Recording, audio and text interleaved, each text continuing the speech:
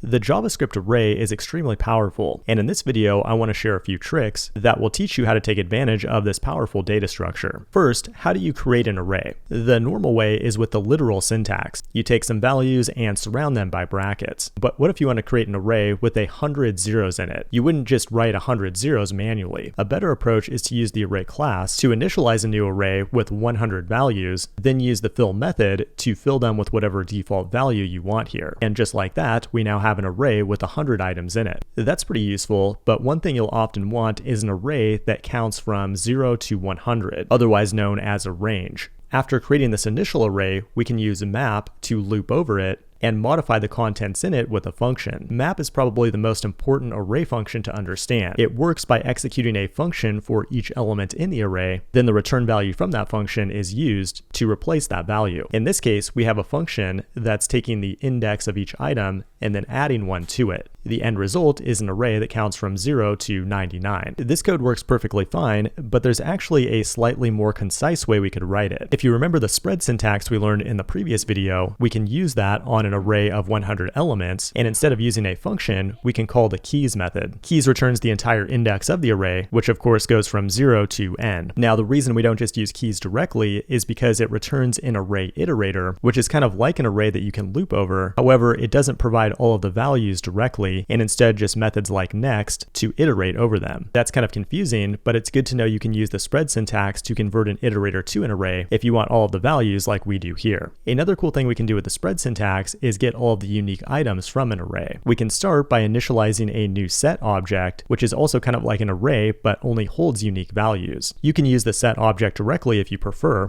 or if you want it converted back to an array, just wrap it in the spread syntax. When working with arrays, the most common thing you'll do is loop over them. The easiest way to loop over an array is with a for of loop. It loops over every value and executes the code inside the braces. This is great for most use cases, but in some cases, you'll also need the index of that element, which is not available by default. One thing you can do is use a for in loop. However, this is generally not recommended because it iterates over property names and does so in an unspecified order, which means you might get unpredictable results. A better approach is to loop over the array entries.